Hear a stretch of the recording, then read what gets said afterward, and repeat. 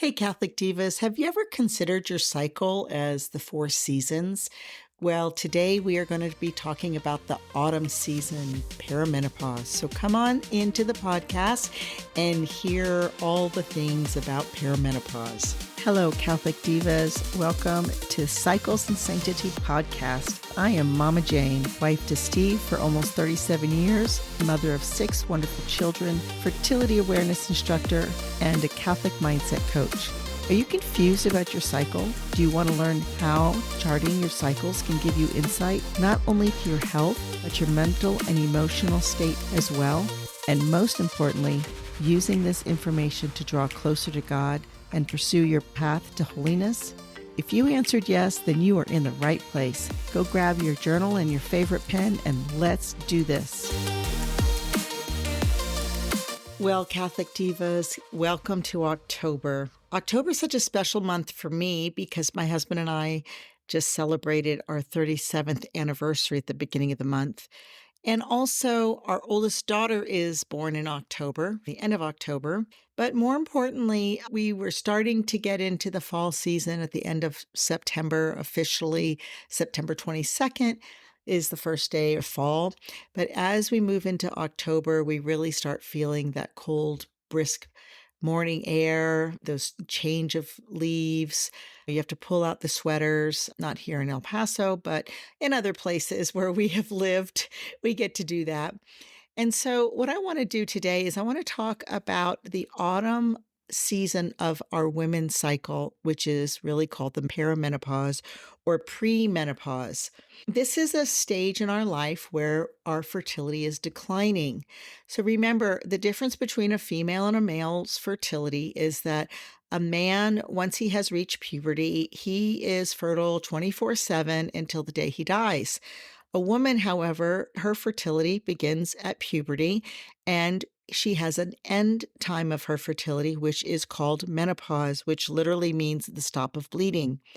But that phase, the stage before menopause, we call it perimenopause. And typically a woman will be sometime in her 40s.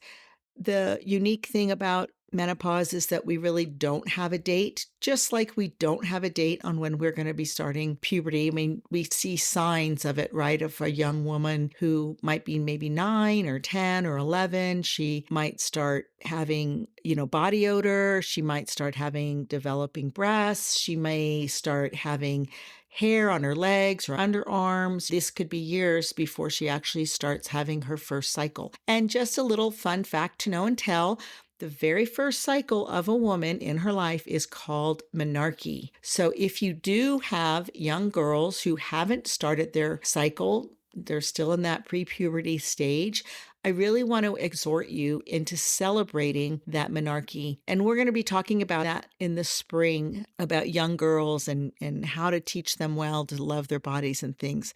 But this is towards the end of the continuum. This is kind of the dusk or the early evening, if you want to think of our cycle as a daytime, that we are knowing that we are ending our fertility. The funny thing is that because it diminishes, our fertility diminishes, anytime when we're between ages of 45 to 49, we actually have a less than 5% chance of becoming pregnant. But before that, we could still become pregnant. My last baby I had when I was 42. So some of the things that we can our circumstances in this stage in life is that our children may be teens or they may be older and are leaving for college. So we're starting to feel that empty nesting stage of our life. We may notice that we've gained weight and it's a little bit harder to lose that weight. Maybe we're starting to feel a little bit more irritable more often. Sometimes we feel hot flashes. That's a drop of our estrogen. And because of that, then we also sometimes have sleep disorders. We wake up in the middle of the night, sweating, we can't get to sleep. And so therefore we're fatigued in the morning. So we're overtired. And because our cycles are changing, sometimes we have this worriedness of an unexpected pregnancy because like I said, there is a chance of pregnancy, but it's a very slim chance. And then, of course, the other aspect of it is that there tends to be vaginal dryness. So then our marital embrace may not be as enjoyable, or we may not have that desired coming together with our husbands. And also just because of our own thoughts about our own bodies, how it's changing, the weight gain, the hot flashes, things like that, we just may not feel very beautiful as we had in our 30s or early 40s. So, I want to talk about a little bit of that just because I want to help you acknowledge that these are normal parts of this stage and embracing the understanding that, oh, you know what? This is normal. Okay, this is normal. If there are men that are listening to this podcast whose wives you start like, oh, yeah, this is my wife. Yep, this is my wife.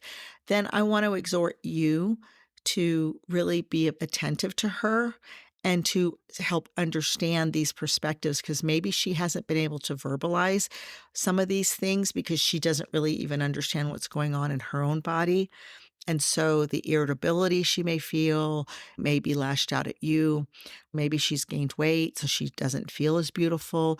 So I just want to exhort you men to just pay extra close attention.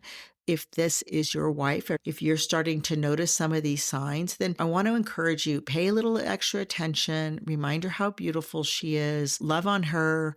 The children may be older, they may be teens, or they may actually have left for college or moved out or whatever. So now you have this opportunity to really go on dates again and do fun things. Maybe you might not have been physically, you might not be as wild and crazy and go for a 20-mile hike that you might have done when you're 20, but you could still do some fun things and reignite that love and romance in a different way now that you're in this stage. So, because we're talking about fertility, I wanted to remind you this is one of the things that I absolutely love about the Billings ovulation method is that because this is the time where our fertility is starting to diminish, it hasn't quite diminished yet. And so, some of the things that we'll see in our cycles is sometimes we have excessive bleeding, or maybe we have diminished bleeding. I know for myself, when I was going through this, I had very, very heavy bleeding during my menstruation, and it actually lasted longer. I didn't have those spotting days and things. It was almost a week long of very heavy bleeding. Sometimes there's a pre-ovulatory bleeding, and that means that you're bleeding and then you have your basic infertile pattern, and then you start bleeding again just before you're about to ovulate. And so that's kind of disheartening. You're kind of wondering, like, what's going on? These are normal things. Sometimes your cycles are very long. They could be 45, they could be 50 or even 60 days long, or sometimes they're even shorter than they normally are. The other thing, as I mentioned, with that vaginal dryness, the mucus symptom actually diminishes. And so there is no peak symptom. And because of that, there's infertile cycles due to short luteal phases as well. So all of these things that are happening in our cycle are just signs that we are in the perimenopausal phase. Now, the other aspect of it is that sometimes can be frustrating for some women who have never talked to anybody about this stage is you don't really know how long it's going to last because you don't know exactly when menopause is going to happen. Now, medically, you are considered you are in postmenopause is if you have not bled for a whole year. So that's one of those anxieties with those long cycles. I remember when I was going through this stage, I was like, oh, okay, well, I haven't gotten my cycle yet. So I guess maybe I'm now going into that menopause stage. And then I would wait and then I'd wait. And then a couple of weeks later, I would actually get my cycle again. And so sometimes what I have heard is because women are maybe concerned that they might have a chance of getting pregnant, and they don't really know what's going on with their cycle, then what happens is unnecessarily they have prolonged periods of abstinence. And simply by understanding your basic infertile pattern, we can help you as Billings ovulation method teachers. So if you've never actually attended a class or had a Billings ovulation method instructor, this is really a perfect time for you to look for one. And you guys have my link on the bottom in the show notes. You're more than welcome to give me a call or contact me so I can help you look at your cycle and really kind of be at ease. Okay. So remember, this basic infertile pattern can be extended because fertility is diminishing. And then the other thing is because the bleeding, that's usually either a high or rapidly fluctuating estrogen level. So it can either cause a breakthrough bleed or a withdrawal bleed or irregular patterns of possible fertility. And then also, the other thing is that because it is a changing cycle, sometimes a woman will have a short luteal phase, and then therefore that's an infertile cycle. So you may actually have a peak symptom thinking that you've ovulated, but because the luteal phase was so short, the progesterone dropped too quickly, so it was an infertile cycle. And this is one of the reasons why you want to be able to accurately chart and understand all of your signs at the sensation at the vulva. So you really need to learn how to recognize when ovulation's being delayed in the cycle. And then that way you can follow those early day rules, um, so that you can still have relations and not have these long periods of abstinence. So let me just remind you what those early day rules are. Again, Billings is very simple, but it's a new skill. And just like any new skill, sometimes it takes time, and it's always beneficial when you have either a teacher or a coach. Think of when you're learning to drive a car. You've been in that car since the day you left the hospital as a newborn, and you've been sitting in the back seat, but you've never sat behind the wheel. And then all of a sudden, even though when mom's driving, you know how to get to school, all of a sudden, when you're behind the wheel, you are really focused on so many things that you're not really focused on how to get to school, and you forget the directions. So it's similar to that. You've had your cycle for all of these years. You sort of know your patterns, what's normal. And now all of a sudden, there's a lot of irregularity in your cycles and you really don't know what's going on. And many times when women are in their 40s, choosing to have a pregnancy is really not one of those options that they desire. And so we need to make sure that we know how to apply the rules so that we can postpone pregnancy or actually avoid pregnancy. So let me just remind you of the 4 rules of the Billings ovulation method. The first rule, early day rule 1, is avoid intercourse during heavy days of bleeding. Now, again, that will be extended sometimes when you have extra long days with heavy days of bleeding. And the reason why is that sometimes you don't have a basic infertile pattern. Your cycle goes straight from the heavy bleeding into the pre-ovulatory stage, the changing developing pattern, and you don't notice that mucus because of the heavy bleeding. So avoid intercourse during days of heavy bleeding of the menstruation. And then early day rule 2 is alternate evenings during the basic infertile pattern. Sometimes during a woman's perimenopausal phase, her basic infertile pattern may change. Maybe she had always been dry, but now she's noticing a discharge. This is another reason why you want an instructor to help you through those. But any cycles over 45 days can have a basic infertile pattern of what we call a combined pattern. Some days it's dry, some days it's discharge. And if you don't know these things, then it can sort of mess you up and make you unsure and unsteady about, am I ovulating? Am I going to get ready to ovulate? So early day rule 2 is alternate evenings during the basic infertile pattern. First of all, we have to make sure you've identified the basic infertile pattern. And the reason why we have alternate evenings is we've got all day to make the observations to make sure we're still in our basic infertile pattern.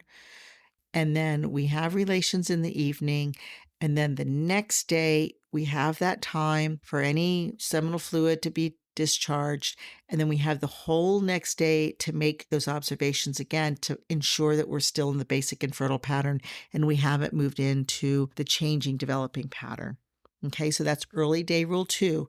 Early day rule 1, avoid intercourse during heavy days of bleeding. Early day rule 2, alternate evenings for intercourse during the basic infertile pattern. Early day rule 3. This is a very important rule in every single cycle, no matter what. This rule can be applied. It's any change to the basic infertile pattern, we wait and see whether either the basic infertile pattern returns or we see that it actually achieves the peak, and then we apply the peak rule. So when the basic infertile pattern returns, then what we're going to do is we're going to wait 3 days of the basic infertile pattern, and on the 4th evening, then we can have relations and we move back into the early day rule 2. And this is really important, and this is a very useful rule for perimenopausal, because sometimes you may have the withdrawal bleed or the breakthrough bleed. You may have a change of your basic infertile pattern and you haven't really identified that it's a combined pattern. There may be some indications that the ovaries are starting to move, the estrogen starting to rise, but it hasn't risen enough, and then it goes back to the basic infertile pattern. So we want to make sure, if the basic infertile pattern has returned, that we wait 3 days of the basic infertile pattern, and then on the 4th day, we can return and have relations in the evening of that 4th day, and then go back to early day rule 2. If while we're waiting, we notice that there's a changing developing pattern ending in peak, then we're going to apply the peak rule. And that's the 4th rule of Billings ovulation method.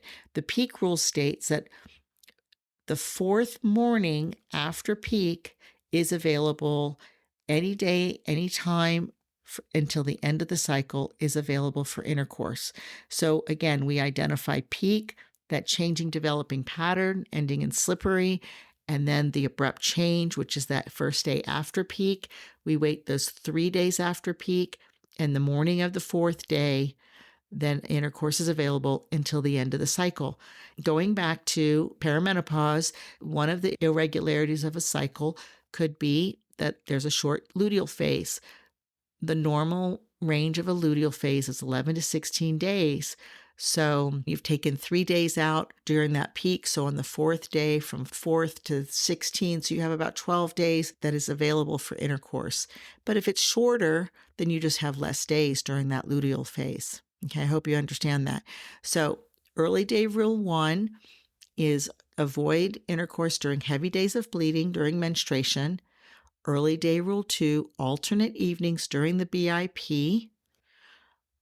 Early day rule 3, any change to the BIP, we wait and see. When the BIP returns, then we wait 3 days, and on the 4th evening, intercourse is available. Or if we've identified, we wait and see, and if we identify peak, then we apply the peak rule. And then the 4th rule is the peak rule, which is on the morning of the 4th day after peak until the end of the cycle, any day, any time is available for intercourse. Okay, so that's pretty simple. But I have heard and I have witnessed that a lot of women, because they're not sure of their cycle, and because their cycles are longer or shorter, or their bleeding is heavier, they're just really unsure when to have relations, when to have intercourse with their husband. So I hope that really helped you. Again, learning to recognize your infertility is the key. You need to recognize your basic infertile pattern, and that combined basic infertile pattern sometimes is very common. So if you're charting and you're noticing something, like, again, if you're noticing normally your basic infertile pattern is identified as dry, and all of a sudden you're noticing something different, please reach out to an instructor and have them review your chart. We can help you determine whether your new BIP is a combined BIP. And then the other thing is that, remember, it's really impossible and it's really not necessary to predict the end of fertility. It's really not something that we need to worry about. Now, again, the end of fertility means that the dropping of the estrogen and progesterone. And many doctors will recommend hormone replacement therapy. I'm not even going to cover that because I don't cover hormones. In my little brain, I just think that God created our hormones in a way and determined when we need them and when we don't. Sometimes I understand. Sometimes those hot flashes are really, really strong and it's very uncomfortable and you are miserable.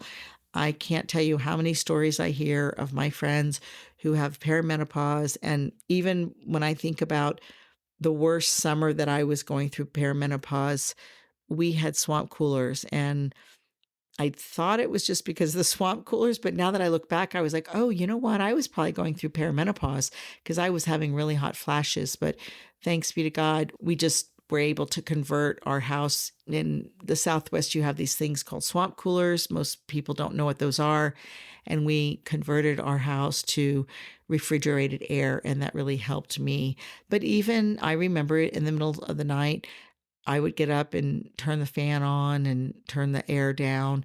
One of the things that I've just told people is for a woman who's having a hot flash to be extra mindful in that when a woman is having a hot flash, you can put on a coat or a sweater, but she can only open her blouse so much. I do know women who have a fan in their purse all the time. I have a friend who has like a little electric fan that she puts around her neck when she's out at a restaurant because she'll get a hot flash. So those are some of the coping skills that you can have. But part of it is acknowledging the fact that this is just a normal part of your stage in life, that this is the stage in life that you're in, and accepting that stage in life. That is really the hardest part, I think. Being gentle with yourself, accepting who you are, where you are. And I was speaking with one of my entrepreneur friends who was talking about the difficulty with the hot flashes and the sleep disorder. She's like, how do I get my business done when I've been up every hour? I just told her, well, the great thing about owning your own business is you get to be creative and you get to work when you want to work. But sometimes we're not always that fortunate in being able to continue and just take a rest during the afternoon or something like that. So you are going to have to be able to get creative, be courageous in having these conversations with your fellow sisters that are in the same age group, and just ask for tips. This is just like when we were pregnant with our firstborn, or when we were dating and we were getting ready to get married, we'd ask people about the wedding. Seek other women who are going through this, or maybe those of us who are older who have already gone through this. Now, I've been very fortunate in that I just celebrated my 60th birthday, and I went through menopause probably, it was 2017, 2018. I remember like 2018 was the official year. I hadn't had a cycle for a whole year. And so I was officially postmenopause. So it's been about 5 years that I'm postmenopause. I don't have any hot flashes. I have spoken to some women who are in the postmenopausal phase that say, I still have hot flashes. I'm not a doctor. I'm not a functional medicine. I'm not even a hormone genius. So I'm not even going to kind of cover that part. But I do want to just remind you that these are just normal parts of the day, and it can be a gift. That's one of those beautiful questions that we as Catholic mindset coaches sometimes ask our coaches or sometimes ask our clients is, how is this a benefit to you? What is awesome about this? So I want to close with that. I want all of my perimenopausal women to meditate. I would love for you to contact me, write a review, and answer the question, how is menopause awesome? All right, we're going to close with our blessing from St. Paul to the Thessalonians. And you would think I would have this memorized, but I don't, because I just haven't done it yet. All right, so name of the Father and the Son and the Holy Spirit. May the God of peace make you perfect in holiness.